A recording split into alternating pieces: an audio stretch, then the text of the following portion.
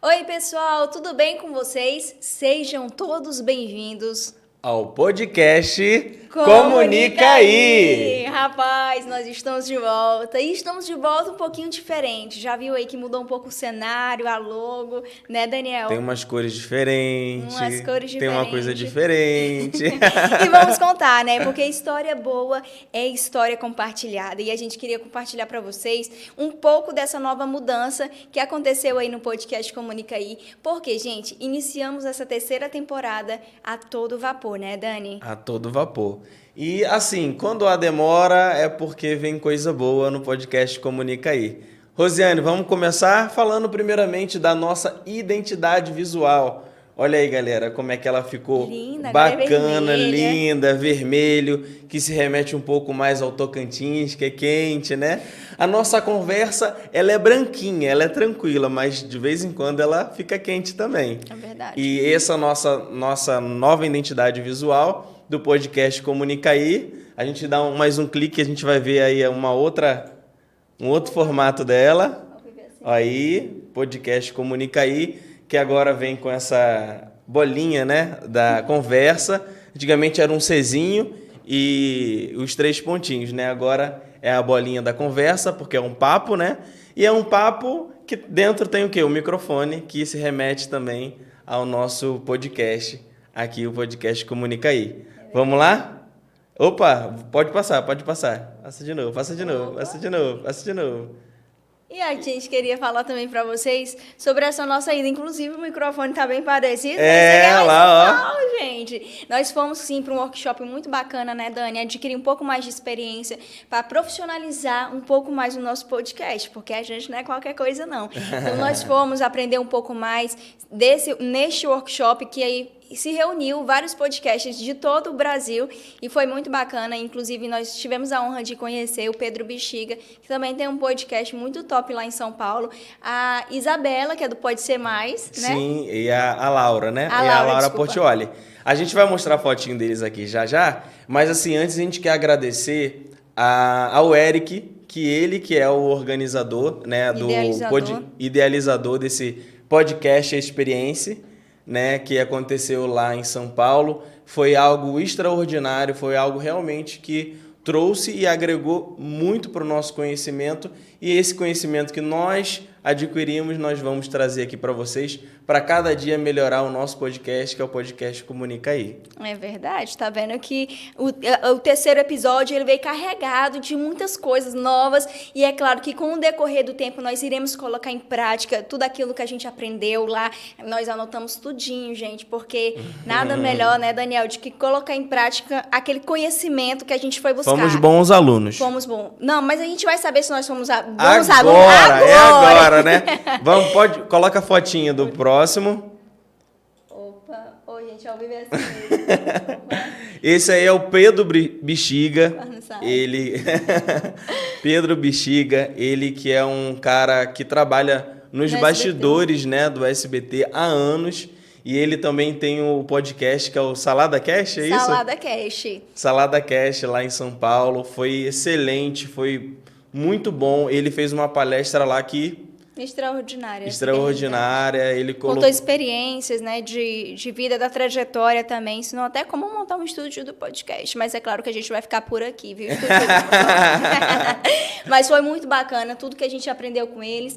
E é claro que o primordial que a gente trouxe e a gente vai levar para nossa vida é a persistência, que a gente não pode desistir em meio às dificuldades. E eu não vou mentir para vocês, não. Tiveram muitas dificuldades, mas a gente vai persistir, a gente venceu e a gente vai permanecer, porque é difícil permanecer, gente, não é para qualquer um, não. Sentar nessa cadeira aqui já é o terceiro episódio. Para muita gente foram poucos, mas para a gente foram muitos. Terceira temporada, assim, né? Terceira temporada, desculpa, eu sempre confundo, mas faz parte.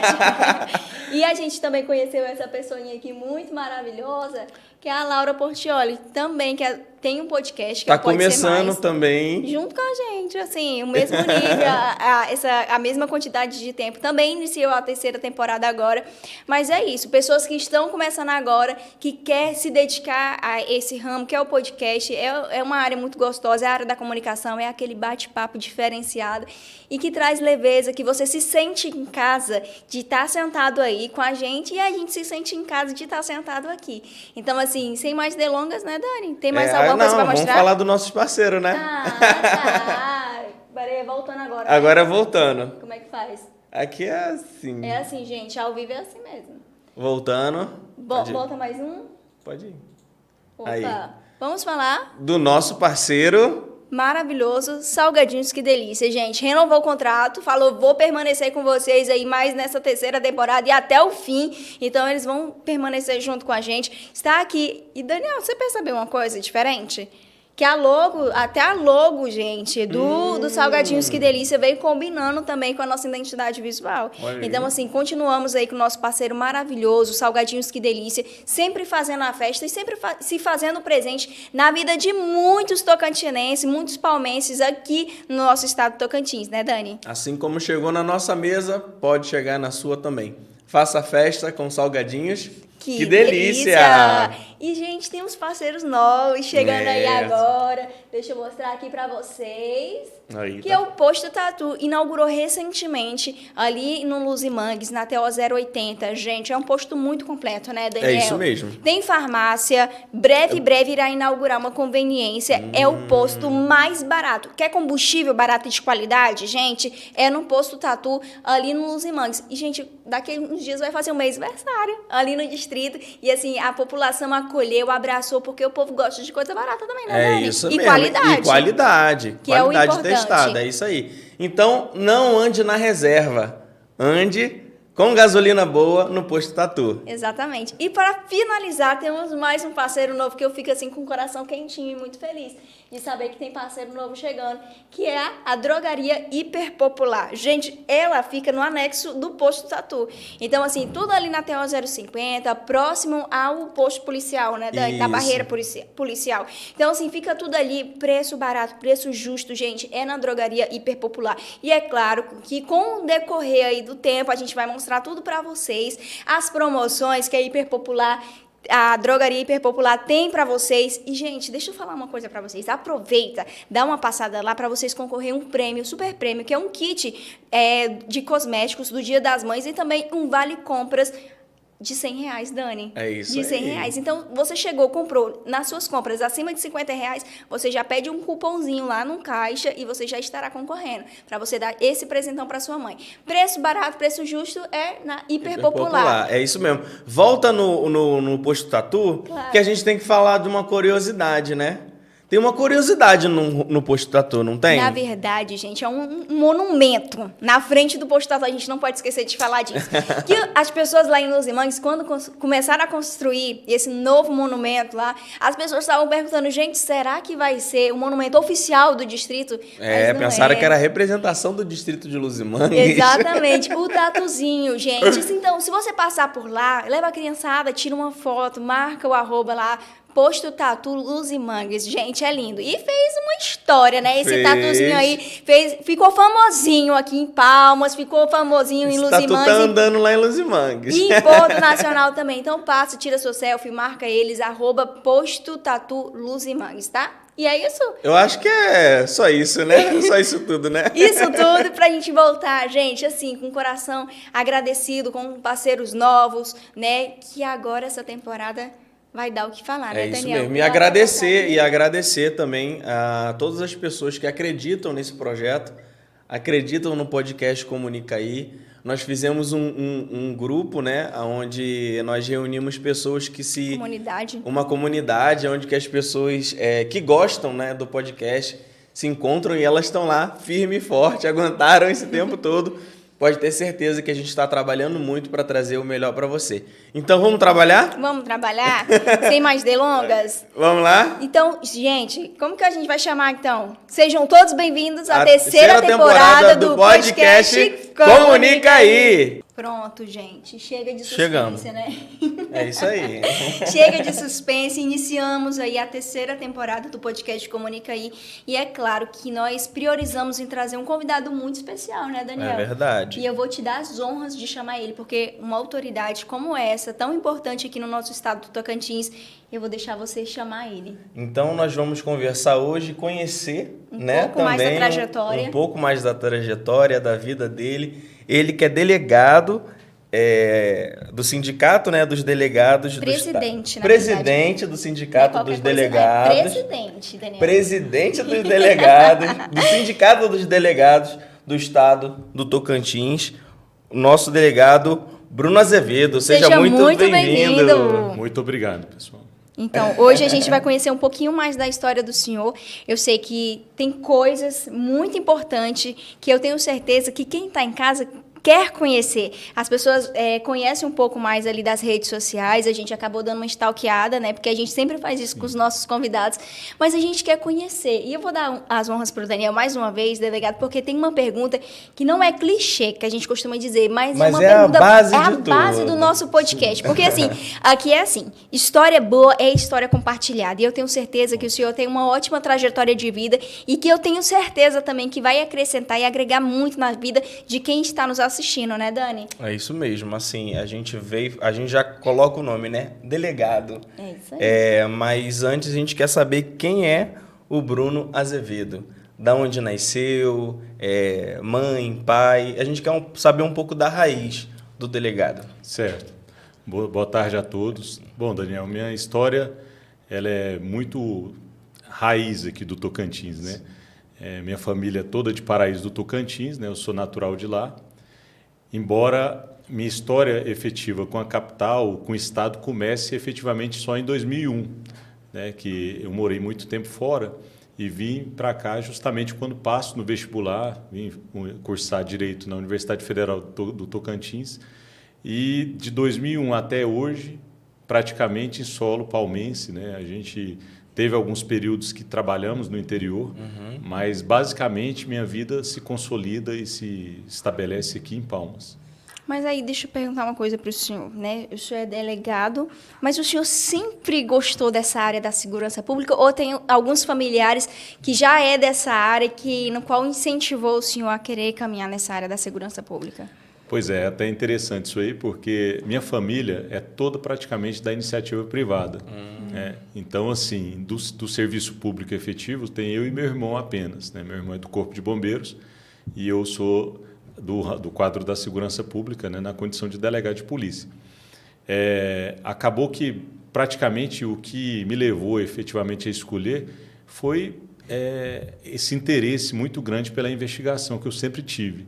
Eu trabalhei em vários órgãos, né, que atuam nessa área. Eu trabalhei no Ministério Público muito tempo, né, e aquilo foi me instigando o tempo todo, né, a tomar essa decisão.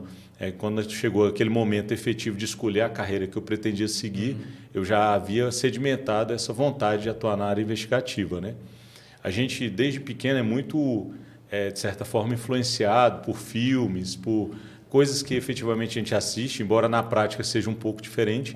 E acabou que eu fui muito influenciado por isso, né? Nunca, depois, quando houve a necessidade de escolher mesmo a carreira, eu não pensei duas vezes. Fui para a área da segurança pública para atuar como delegado de polícia. Quando o senhor fala que é diferente, né? A gente sabe que existe essa diferença. O senhor fala que é diferente para melhor, ou assim, essa questão da dificuldade de atuar nessa área da segurança pública. Eu queria que o senhor falasse um pouquinho a respeito disso. Das dificuldades que literalmente é estar à frente. Porque, assim, hoje o senhor carrega uma responsabilidade muito grande, né? Exato. Que o senhor, como presidente do Sindicato dos Delegados aqui, o senhor acaba respondendo também, ajudando, auxiliando nessa parte, né? Mas eu queria que o senhor falasse um pouquinho, não só da dificuldade, né, que é estar à frente, mas eu queria que o senhor falasse também um pouco dessa atribuição, da responsabilidade que é estar à frente, né, da presidência. Como delegado, a gente já tem uma série de dificuldades, né, de atuação, porque na prática sempre tem um problema estrutural ou, eventualmente, uma reação a uma determinada investigação. Enfim, a gente sempre teve alguns obstáculos aí durante a trajetória. No âmbito específico da presidência do sindicato, que a gente atua mais na defesa da classe, também a gente encontra uma série de problemas, né, que têm que ser enfrentados em determinados momentos, né, mas assim são situações bastante distintas. Quando você está lá atuando na atividade fim, né, investigando crimes, desvendando ali atos infracionais e crimes, sua atuação ela é muito técnica, né, voltada Sim. efetivamente para a busca da verdade real, para atingir aquela verdade real e chegar à elucidação, né, da autoria e da materialidade. Quando você vai para esse ramo do sindicato, né, da atuação sindical, é híbrido ali. Você é técnico, naturalmente, mas você atua muito no campo político, da articulação, né, da necessidade de amadurecer determinadas ideias em prol da categoria. Então, você acaba atuando também nessa área política. É meio híbrido nesse aspecto, entendeu? Entendi, Dani? Assim, o que a gente gostaria de saber quais são as principais atuações assim do sindicato, o que ele tem feito, o que o senhor tem visto, porque somente o senhor sabe na prática o que está acontecendo, né? E a gente, para levar essa informação para a população, quais têm sido as ações, né, do sindicato? É porque muitas das vezes as pessoas acham que o fato de ser, né, um delegado ou ter um sindicato não há problemas, né, dentro dessa classe. E existe vários problemas, né? Sim. Então, como a gente até havia conversado anteriormente, que há 10 anos não tem um concurso público voltado para a área da segurança. Eu queria que o senhor falasse um pouquinho dessas dificuldades também, né, Dani? Assim, Destrinchar um pouquinho. Perfeito. A gente enfrenta problemas estruturais na polícia, né? E nesse caso específico do concurso público, talvez seja a pauta principal do momento, né? Nós temos aí um déficit muito grande de servidores. Alguns se aposentaram antes da reforma da Previdência, outros ainda se aposentarão nos próximos anos aí. Então a gente está com essa necessidade premente da realização do concurso público. Esse talvez seja a principal luta nesse momento, né? No decorrer desses 4 anos que eu estou no Sindepol, primeiramente como vice-presidente, depois eu assumi como presidente, nós tivemos uma série de embates, de lutas aí, né, que vão em todos os aspectos que visam a defesa efetiva da carreira, né? Então, nós temos muitas vezes que, em razão da nossa atividade, acaba contrariando determinados interesses. Então, a gente naturalmente vai enfrentando esses problemas aí, sejam problemas de natureza correcional, sejam problemas de ações judiciais que eventualmente acabam sendo movidas para o cumprimento de determinados direitos, né? Aqui nós temos um problema crônico no âmbito, por exemplo, das progressões, em que nós temos que recorrer ao judiciário para a implementação dessas progressões, né? Um direito do servidor, mas que não se implementa administrativamente na maioria dos casos. Então, nós acabamos recorrendo ao Poder Judiciário para a implementação. Então, esse é apenas um dos aspectos, né, de dificuldade que o presidente da entidade sindical acaba enfrentando, né?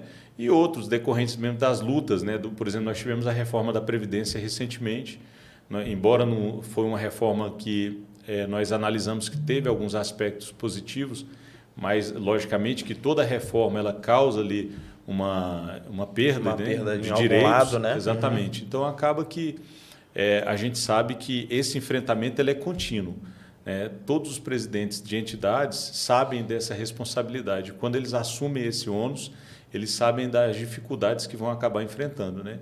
Graças a Deus, nós conseguimos bastante avanços nesse período, né? E a nossa categoria conseguiu avançar até em momentos de muita dificuldade, nós conseguimos fazer a articulação necessária para crescer, né, mesmo nos momentos mais difíceis. Agora, delegado, 2 mandatos, né, o senhor como presidente, mas como que acontece essa questão da votação? É os próprios delegados que fazem essa escolha, é a população? Como que funciona essa questão da votação? Certo, No primeiro mandato, eu estava como vice-presidente, a doutora Sara Lilian de Araguaína era a presidente. Eu ficava representando aqui em Palmas, né, ela mora em Araguaína, então, quando tinha uma situação mais emergencial, eu acabava atendendo por aqui. Depois eu assumo em 2022 a presidência, né? quem efetivamente vota? Os filiados daquela entidade. Então, não são todos os delegados que votam, apenas aqueles que estão filiados na entidade. Né? Sim. Então, a gente hoje tem uma diretoria que é estabelecida a partir dessa votação e os conselhos. Nós temos o Conselho Deliberativo, o Conselho Fiscal, o Conselho Disciplinar, enfim, nós temos uma série de conselhos no âmbito do sindicato, que cada um tem uma área específica de atuação. O sindicato ele existe, se eu não me engano, desde 1991, é isso? Isso. Mas deixa eu te perguntar uma coisa, o senhor foi o primeiro que ficou em 2 mandatos ou teve gente que já, teve outros delegados que já ficaram, assim, uma quantidade maior de mandatos na frente da presidência? Sim, nós tivemos presidentes que ficaram até mais anos do que eu, né? Teve o doutor Deusiano, ficou à frente bastante tempo, não me recordo exatamente a quantidade de anos, mas ele ficou bastante tempo, né? Nós tivemos a doutora Cíntia, nós tivemos o doutor Moza, eles foram sucedendo ali, né, mandatos. Nós estamos lá com essa atual diretoria já mais ou menos há 4 anos, né? E aí agora o nosso mandato encerraria agora em dezembro desse ano. E aí tem a possibilidade de reeleição, mas aí a gente ainda não definiu essa possibilidade nesse momento. Mas basicamente, quem assume o sindicato, agora nós vamos ter um mandato de 3 anos, ao invés de ser 2, vão ser 3. Então, a pessoa vai ter mais possibilidade de desempenhar com maior qualidade, porque o período de 2 anos a gente tinha observado que era insuficiente para algumas conquistas. Né? Em 3 anos, a pessoa tem mais tempo, chega no primeiro ano, se adapta, e o segundo ano passa a lutar por determinada coisa e tem mais 1 ano ainda para ela desenvolver o trabalho. Então, agora os mandatos serão de 3 anos. E existe uma escolha assim, interna deles, vou delegar esse aqui, esse delegado vai se colocar à disposição para a votação da presidência ou não? É vocês que se colocam à disposição? Isso, os candidatos que eventualmente quiserem concorrer ao pleito, eles montam as chapas e apresentam aquelas chapas ali no período devido, e essas chapas, geralmente é chapa única. Nós tivemos uma eleição, na eleição da doutora Sara, que ocorreram 2 chapas, mas geralmente é chapa única e os filiados fazem essa votação no estado todo. E qual foi a causa que motivou o senhor a querer estar como presidente? O senhor viu muita dificuldade entre eles, o senhor falou, não, eu quero estar à frente para poder ajudar também, que eu sei como que eu posso ajudar a solucionar alguns problemas. Cabe até um pouco na pergunta que também eu iria fazer, que a gente está falando aqui dos problemas, né? Sim. Mas ninguém entra à frente de algo para resolver o problema, só resolver o problema. Cria-se formas, cria-se métodos, cria-se, como o senhor falou, né? Eu acho que tem que ter muita articulação à frente de um sindicato. O que o senhor viu, o que o senhor vê que pode resolver esses problemas também? Sim, na verdade, quando eu resolvi ingressar nesse mundo sindical, né, foi muito motivado pela necessidade que nós tínhamos de restabelecer o que a gente havia, de certa forma, perdido por conta de alguns embates que nós tivemos. Né? Eu, por exemplo, eu vim do combate à corrupção aqui no Estado e foi um período extremamente difícil de embate com vários organismos estatais e nós tivemos ali um período muito duro, né, de enfrentamentos, enfim, retaliações políticas, e aquele período foi um período muito duro na nossa existência aí como Polícia Civil, né? Então, depois eu resolvi assumir justamente porque eu acho que havia uma necessidade da gente restabelecer determinadas pontes, né, e fazer um novo trabalho de reestruturação, né, ali até de relações mesmo no âmbito estatal. E os colegas me apoiaram bastante nessa escolha, porque é um período extremamente difícil, né, saindo de um momento de ruptura e entrando ali numa necessidade de você articular novos direitos e buscar né, um fortalecimento efetivo da polícia. Né? Então, eu acho que foi esse período que os colegas efetivamente me apoiaram, né, entenderam que ali o melhor caminho para mim seria a representação sindical e eu acabei aceitando esse desafio, porque não é fácil, não. E a gente pode dizer hoje que o Estado do Tocantins, a Polícia Civil, juntamente com o Estado, ele tem andado de uma forma junta, né? Eu acho que vai muito dessas articulações também, né? Sim, infelizmente, em determinados momentos, nossa atividade ela acaba gerando conflitos ali pela própria natureza dela, porque você tem a necessidade de investigar, é imanente à atribuição do delegado de polícia a investigação, nós não podemos omitir esse aspecto, né? E, naturalmente, contraria determinados interesses. E a gente tem que ter a convicção e atuar como delegado de polícia e fazer o enfrentamento que tem que ser feito. Sim. Né? Independentemente de estar investigando A ou B, essa investigação ela precisa ser realizada como polícia de Estado, né? E não polícia de governo. Sim. Então, a partir do momento que há esse entendimento por parte dos representantes, né, de que efetivamente é da natureza da Polícia Civil a investigação, faz parte da sua atribuição típica, eles começam a entender que efetivamente aquele trabalho tem que ser feito e que qualquer tentativa de embaraço ou de dificultar esse caminho torna uma situação insustentável. Por quê? Existe uma necessidade premente constitucional da investigação e, por outro lado, um interesse ali que eventualmente é contrariado. Então, você tem choque ali duas posições antagônicas. E a Polícia Civil não pode fugir ao papel dela, assim como a Polícia Federal, o Ministério Público, o Judiciário, todos têm sua atribuição constitucional. A gente tem que fazer o trabalho da melhor forma possível, né? E acaba que, se eventualmente tiver que contrariar interesses, a gente acaba tendo que contrariar por conta da natureza da atividade e do mandamento constitucional. Em relação a essa contrariação, né, que acontece, eu vou voltar um pouco até o lado da corrupção, né, que o senhor falou que já esteve um pouco à frente também, acompanhou um pouco em relação a isso. Existe alguma retaliação por parte, né, do poder público em relação ao Estado, aos municípios, quando vocês têm que agir? Como o senhor falou, vocês têm que ser neutros, e eles têm que entender que o papel de vocês é esse, investigar, né, de estar à frente. Mas vocês veem que existe uma retaliação em relação a isso? Deles não compreender esse lado de vocês? Nós vimos no âmbito da Lava Jato, por exemplo, né, uma reação política à ação da Lava Jato. Uhum. Ali, e principalmente hoje, que a gente tem um certo distanciamento temporal da operação, nós observamos o que ocorreu, né? Houve uma resposta, uma retaliação política, né, àquela operação, e hoje nós não temos praticamente mais nenhum daqueles que eventualmente praticaram corrupção atrás das grades, né? E todo o combate à corrupção, não só no Brasil, mas em outros países, nós observamos também que há essa resposta, essa reação política à ação de investigação, né? O problema é que, muitas vezes, se deturpa tanto a ação de combate à corrupção que acaba você criminalizando as pessoas que atuaram no combate à corrupção e deixando livres aquelas pessoas que praticaram os atos mais nocivos de corrupção contra a sociedade. Então, a gente tem que ter essa clareza, a sociedade é bastante esclarecida em relação a isso, nós já observamos, principalmente através das redes sociais, a população bastante interessada nesse tema. Sim. Né? Eu lembro que, na época que eu estava à frente do combate à corrupção, saiu uma pesquisa em que são números absurdos aqui no Brasil, né? Nós temos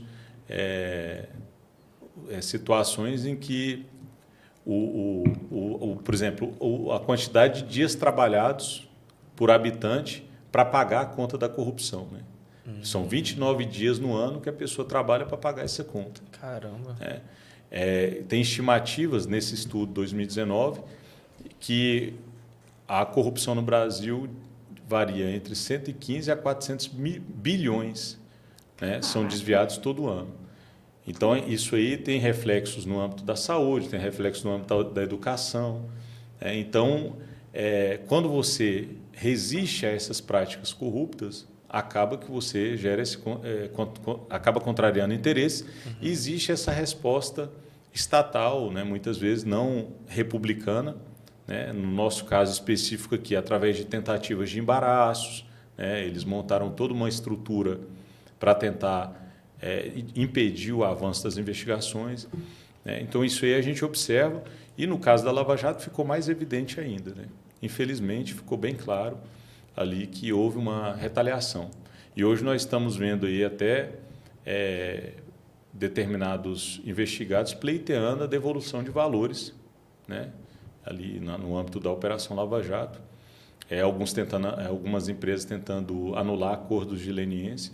Enfim, a gente está vendo agora uma série de ações de quem era investigado contra ali os atores da operação e contra a própria operação, né? Agora, eu vou aproveitar, vou fazer uma pergunta, a gente está falando de corrupção, mas eu queria tirar uma dúvida, né, que eu tenho certeza que tem muitas pessoas que nos assistem que também possa ser a dúvida deles também.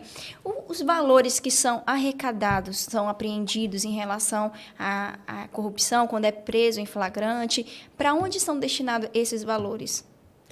Quando os recursos são detectados ali que foram fruto de corrupção, lavagem de dinheiro, esses valores retornam para o Estado, né? Eles acabam sendo, porque foram valores justamente desviados do próprio país, né? No caso da Lava Jato. Então, esses valores deveriam retornar ao patrimônio do Estado, ao patrimônio brasileiro, né?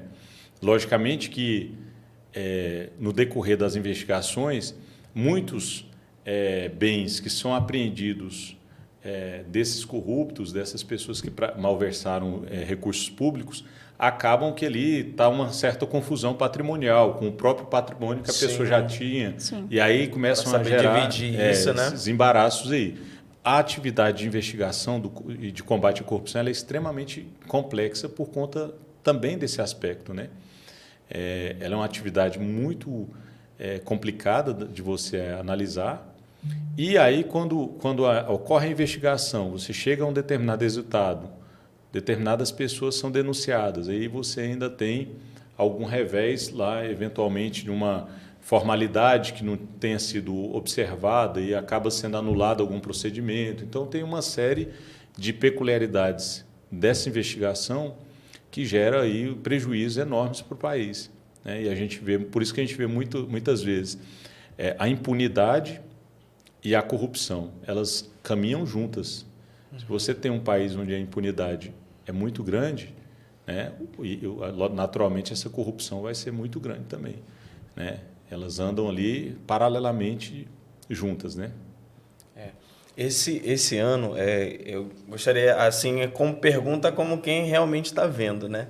Esse ano a gente viu que tentaram se instalar aqui no estado do Tocantins vários criminosos, né? Várias facções. E eu vi um trabalho muito intenso da Polícia Civil contra essas facções, foi desfeita essas facções, foi apreendido muitos deles, né? Eu gostaria de saber, assim, através do sindicato, o senhor tem como dar algum suporte para que esses delegados que estão, assim, efetivamente fazendo ali todo esse trabalho de investigação, eles consigam fluir, trabalhar bem ali? Sim. Pelo sindicato, como a gente atua na defesa administrativa e judicial, qualquer ataque àquele profissional que está desenvolvendo esse trabalho, seja um ataque através de um processo, através de uma denúncia, isso aí a gente tem instrumentos no sindicato para formalizar uma defesa, nós temos a assessoria jurídica, nós temos a nossa assessoria de comunicação também, que promove nos meios jornalísticos as defesas através de notas, enfim, de reportagens, de entrevistas, e acaba que isso aí auxilia o profissional, né, que eventualmente está sendo atacado por uma atividade que deveria ser apoiada por todos, né, principalmente no combate às facções criminosas. Sim. Então, a gente tem uma estrutura no sindicato que a gente dá esse suporte de defesa jurídica e também no aspecto da reportagem, do jornalismo, nós podemos promover notas, entrevistas para esclarecer determinada conduta ali em um procedimento. E coisa muito que a legal. população gosta também, né, sim. de acompanhar esses casos. E isso também, além de trazer essa transparência do trabalho que está sendo executado, traz segurança para a população. A gente já morou no Rio de Janeiro, a gente entende muito sobre a criminalidade, porque assim, eu já morei em favela, a gente já morou em comunidade, e a gente sabe que a criminalidade é muito diferente de cidades grandes, né, como Rio de Janeiro, São Paulo. aqui não estar tão aflorada quanto lá, né? E, na verdade, quando eles começam a se instalar aqui, logo a gente já vê uma atuação intensa, não só da Polícia Civil, mas como da Polícia Militar, toda a área da segurança pública se movendo, se movimentando para literalmente não deixar, Combater, né? literalmente para não deixar eles criar raiz. Essa que é a realidade, E o sindicato, né? ele vem de uma forma também para proteger quem está exercendo Exatamente. a lei. E é um trabalho que tem sido bem feito. E são jovens, né, essa que é a realidade, que são jovens que já iniciam nesse mundo da criminalidade, que a gente até pegou uma fotinha aqui, a gente queria falar um pouquinho sobre essa comitiva da esperança. E eu queria que o senhor falasse um pouquinho dessa palestra, essa palestra que o senhor esteve presente, é Comitiva da Esperança, né? Isso. Comitiva da Esperança, eu queria que o senhor falasse um pouquinho. A gente queria trazer esse outro lado, além do senhor como delegado e presidente, a gente quer, Sim. porque isso se estende, né? O senhor vê as dificuldades, vê as situações e assim, nada melhor do que alertar a população, né? O senhor E não se através de limita ações sendo assim. só o presidente, né? O senhor acaba se estendendo um pouquinho mais, ajudando um pouco mais, alertando não só os adolescentes, mas como também os pais. Eu peguei essa fotinha aqui e eu queria que o senhor falasse um pouquinho. Para a gente aí desse projeto. Sem dúvida. Esse projeto, eu fui convidado como palestrante pela Vera. Ela atua nesse projeto já há algum tempo. E é um projeto desenvolvido lá na Capadócia e com famílias, com mães, com filhos, né? E nesse dia eles queriam uma palestra específica sobre drogas, né? Sobre os males que eventualmente as drogas causam. Nós fizemos uma palestra detalhando todos os tipos ali de drogas, os mais recorrentes, logicamente a gente dando ênfase, né? E nós trabalhamos com esse público mais jovem, com adolescentes, com até pessoas também jovens, e alertando dos perigos, né, que a droga causa ali no meio familiar e social. E nós tivemos uma aceitação muito boa, uma participação muito efetiva dos jovens nesse dia. E depois ficou até da gente marcar também uma palestra específica com as mães, para alertá-las também dos perigos e também para, de certa forma, deixá-las mais cientes ali de como detectar e como agir em uma situação adversa de algum ente familiar utilizando algum entorpecente. Eu acho que a gente poderia até usar um pouquinho desse espaço, presidente, para a gente falar um pouco realmente, assim, a mãe às vezes tem muita gente passando por situações dentro de casa e ela não está conseguindo identificar. Tem uma mudança de atitude, tem mudanças de comportamento e ela não está sabendo identificar. Só traz um pouquinho, só resumidamente, para a gente como que seria, falando um pouquinho dessa palestra, né? Sim, sim. Logicamente tem essa mudança de comportamento, que as mães são mais atentas, ficam mais tempo ali com os filhos, né, e conseguem ver mais. Né? Se eventualmente o adolescente ou o jovem começa a aparecer com objetos, né, que podem ser oriundos de furtos ou de, enfim, ou em determinado momento começa a ter uma mudança comportamental muito efetiva, uma agressividade, enfim. As mães elas têm essa proximidade maior com os adolescentes, então elas conseguem observar. Na própria escola, se está tendo um desempenho muito ruim, né, os próprios professores alertam muitas vezes ali os pais, os filhos estão matando aula, a gente está desconfiado aqui, está andando com a turma meio problemática aqui. Sim. Então acaba que todos esses aspectos ajudam na identificação, né, e até de repente numa abordagem a esse jovem para saber efetivamente se ele está fazendo uso ou não de entorpecente ou está envolvido com alguma organização criminosa local, né? Existem ações ou projetos assim voltado para esses adolescentes, porque muitas das vezes o adolescente, quando entra nesse mundo, né, da criminalidade, um pouco, a gente fala que é um pouco da falta da base familiar, mas por muitas das vezes essa questão de ficar com a mente vazia, essa questão de amizades, a gente sabe que influencia, mas existe alguma ação, algum projeto para os adolescentes se voltar, não só o adolescente, mas jovens também, ocupar a mente, essa questão das palestras, a comitiva da esperança, existe outras comitivas, outras ações como essa, voltada para os adolescentes, para alertar eles? Eu acredito que tenha outros projetos, né, de iniciativa privada, né? Em relação a isso, de ajuda, de tentar auxiliar. Né? Eu acredito que tem outros projetos também nessa área. Algumas igrejas realizam, né, determinadas ações sociais, mas eu acho que a gente precisa ter esse olhar atento por parte do Estado, do município. A gente precisa melhorar essas ações estatais, né? Até a própria polícia ser um fomentador dessas ações, né? Porque, naturalmente, se a polícia atua nessa base, lá na frente ela vai ter menos problemas com essas crianças, com esses jovens, né? Então a gente precisa ter um olhar especial do Estado, né? Com ações sérias, efetivas, né? Não apenas com ações ali de passar uma visão política positiva e depois abandonar essas pessoas aí durante o período algo que vem do acompanhar mandato. mesmo, né? Exatamente. O dia a dia e a vida desses adolescentes, desses jovens. Acaba que promete, acaba tendo muitos projetos de lei em relação a isso, mas na prática, que nem o senhor falou, o restante do mandato... Se efetivar. Depois que é efetivar, depois que as pessoas entram lá dentro, acaba deixando a desejar muito em relação a isso, né? Sim. Que começa depois a voltar nesses anos eleitorais, começa a aparecer vários projetos assim, né? Mas que é necessário, é importante de ter. Tem aquele projeto, o ProERD, que na época eu já fiz parte do ProERD, eu sei o quanto é importante, que eu acho que também é algo que tem que ser, né, assim, intensificado mais. Exatamente. Eu acho que tem que intensificar mais esse trabalho do ProERD também, dentro das escolas, e eu acho que também tem que se estender aquela pracinha onde os jovens jogam um futebol, nem que seja parado ali pelo menos por 10 minutos para poder alertar, conversar, falar sobre as más influências que existem, né? Mas eu acho que precisa ter esse reforço a mais. Né? Falar sobre segurança pública não é só no gabinete, não é só na delegacia. Falar sobre segurança pública, a gente fala sobre política, a gente fala sobre a juventude, sobre o ser humano, sobre tudo, né? Exatamente. E experiências internacionais nós temos, né? Nós sabemos a receita para tentar melhorar a vida desse povo, né? Agora a questão é a vontade política, né?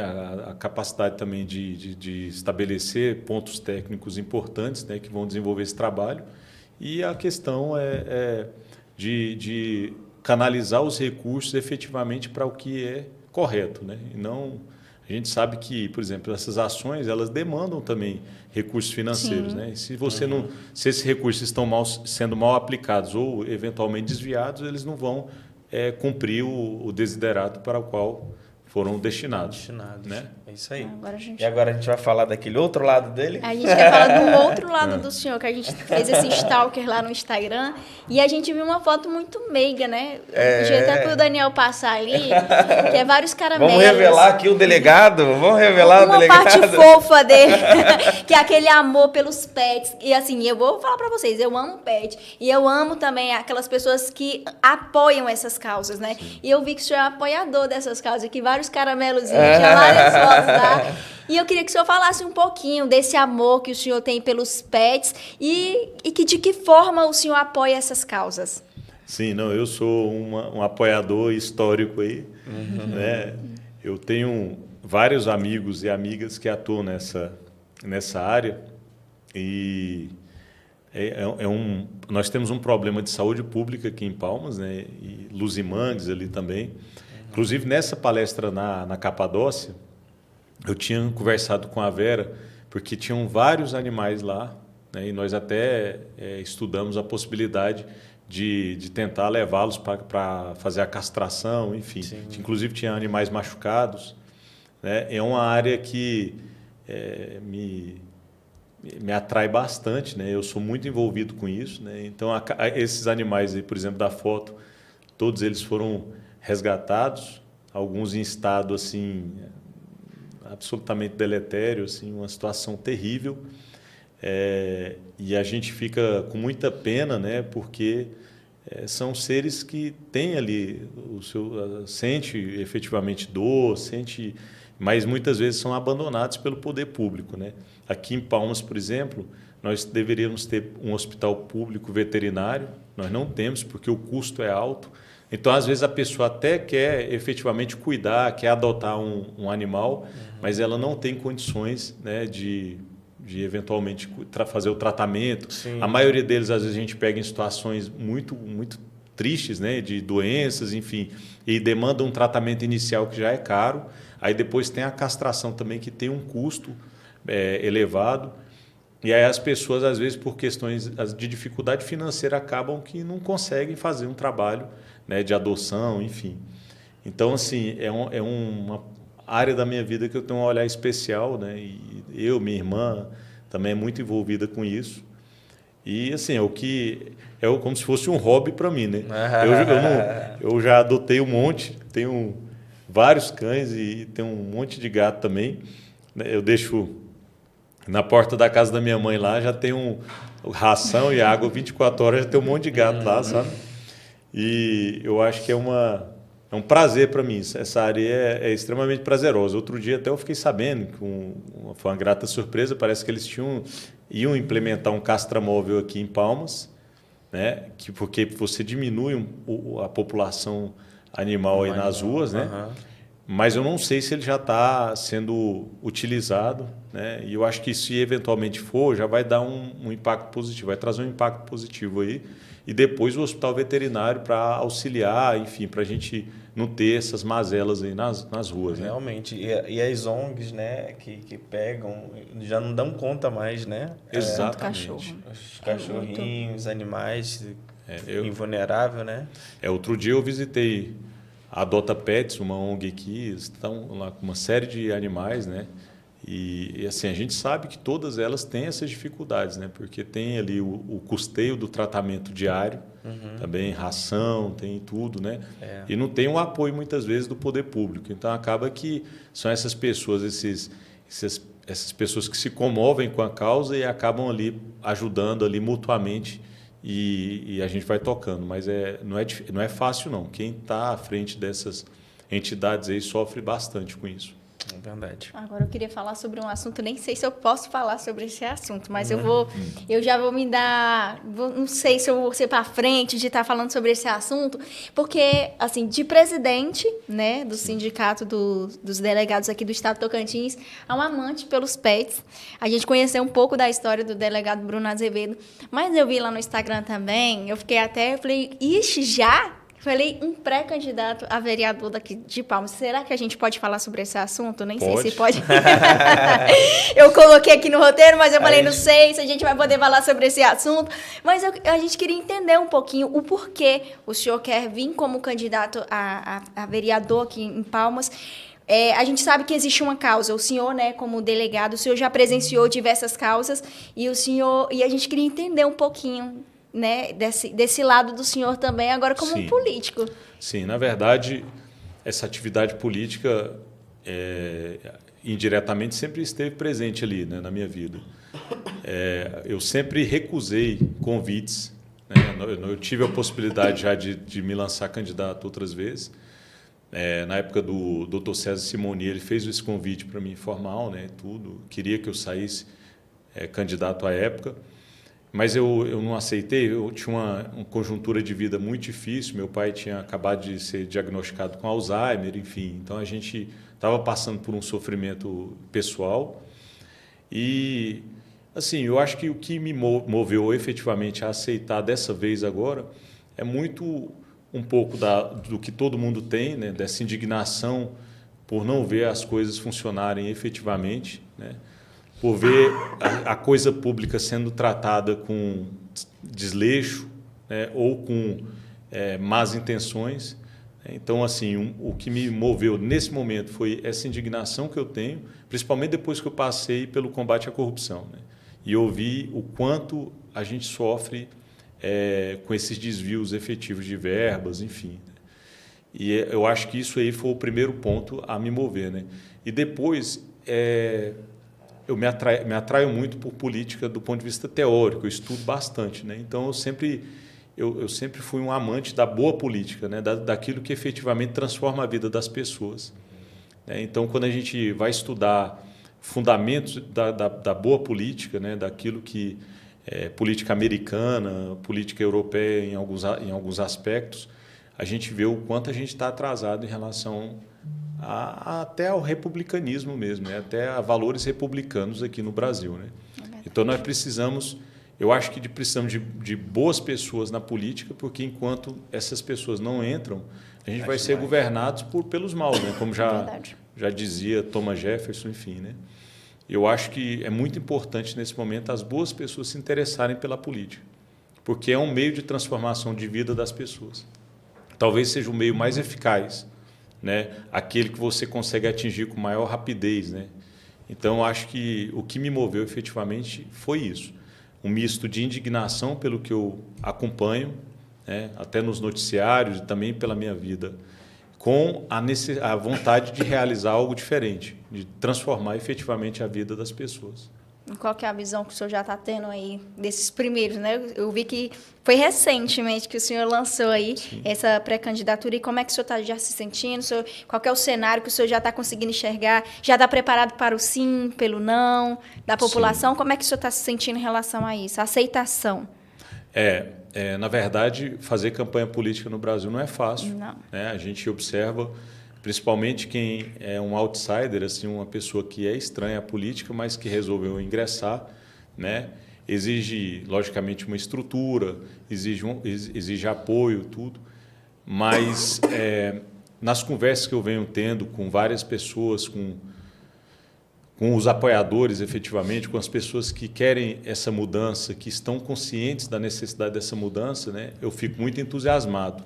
Eu converso com muitas pessoas e a gente percebe que já existe um nível de consciência muito grande da necessidade de você estabelecer uma nova política, uma política de responsabilidade, uma política que efetivamente vai alterar o significado da vida de Palmas, né, das pessoas, e que pode influenciar decisivamente no futuro dessas pessoas que moram aqui. Né? Eu pretendo passar minha vida toda aqui em Palmas. Então, naturalmente, nessa pré-candidatura a vereador, eu observo muito melhorar os aspectos da nossa cidade, né? Em que eu posso contribuir, né, para que essa cidade se torne uma cidade modelo. E a gente tem condições de fazer. Nós somos uma capital jovem, que tem todas as chances do mundo para ter um desenvolvimento equilibrado e racional, mas a gente precisa de ter bons políticos canalizando os recursos para a coisa que efetivamente é correta, e aí, a partir daí, a gente pode vislumbrar uma capital muito boa para se viver, né, desenvolvida, enfim, com todos os aspectos que a gente sonha, que a gente almeja. Né? É verdade. Dani? A tossina aqui. É que quem pegar aqui. Mas não parece, né? Mas a gente já passou quase 50 minutos. Eu acho assim, já fica o convite para o retorno, tá? Quando o senhor quiser voltar, porque eu acho que assim, 1 hora é muito pouca, né? Porque eu falo que quando o papo é bom, quando a história é boa e é compartilhada, a gente acha muito pouco de tudo aquilo que a gente queria saber, e eu tenho certeza que as pessoas que estão nos assistindo e queriam saber mais. Que é claro que também através das redes sociais, eu vi que o senhor já começou a fazer uma movimentação ali, já está compartilhando. As pessoas também podem acompanhar o senhor através dessas redes sociais, né? A rede social. Exatamente. Tem Delegado Bruno Azevedo no Instagram, né? Delegado Bruno Azevedo no Facebook e Del Bruno Azevedo no Twitter. Né? Então, as pessoas que eventualmente quiserem... Delegado, a gente sempre finaliza aqui, a gente deixa esse espaço, porque esse espaço é para conversa, mas esse espaço também é para informar. A gente tem uma responsabilidade, a gente faz de uma forma muito leve, mas a gente tem uma responsabilidade. E às vezes a gente não gosta de deixar quem vem aqui sair sem falar algo que gostaria. Então, assim, fica os momentos finais aí para o senhor dar a palavra que o senhor quiser, algo que a gente não falou, que a gente não comentou. Se quiser deixar uma mensagem também direcionada ao público, ao povo, o senhor pode ficar à vontade. Certo. Eu, antes de mais nada, quero agradecer o convite. Né? Foi extremamente importante para mim essa conversa. A gente abordou assim todos os aspectos mais sensíveis mesmo, aquilo que eu acho que efetivamente é importante. Então, meus agradecimentos a todos aqui, né, do podcast. Eu acho que é um momento importantíssimo. E deixar o recado para a população, né, para aquelas pessoas que efetivamente querem, né, a mudança na política e que percebem que essa mudança ela tem que ser feita agora, né, que a gente não pode esperar, não tem mais como a gente esperar. Nós chegamos num ponto de inflexão nessa cidade, onde a gente tem a possibilidade de escolher as boas pessoas, né, os bons projetos e a gente não ficar mais alienado à velha política, aquilo que efetivamente sempre nos conduziu ao atraso, né? Uma política patrimonialista, clientelista, e que a gente está vendo que não dá resultado em lugar nenhum do mundo, né? Então, se Deus quiser, as pessoas vão estar cada vez mais conscientes, e eu acredito que agora é a hora da mudança.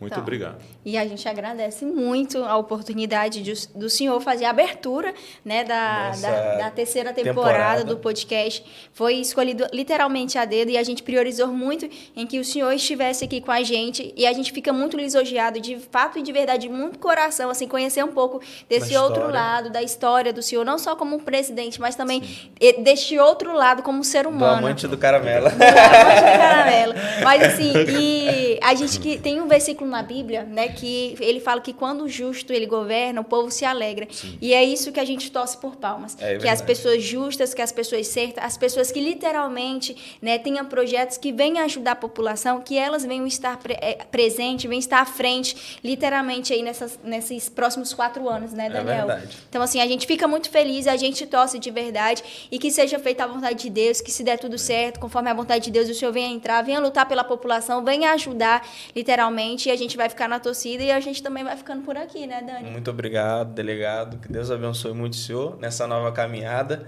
E a todos que estão aqui no podcast Comunica Aí, muito obrigado pela paciência. Tamo junto. Olha lá, ó, não deixa de seguir a gente lá no nosso Instagram, podcast. Já se inscreve Comunica no canal. Aí, se inscreve no canal, ativa o sininho. Sempre tive vontade de falar isso. Agora ele tá falando, a gente já tá de volta. É o youtuber. E é isso, pessoal. A gente vai ficando por aqui no podcast Comunica Aí!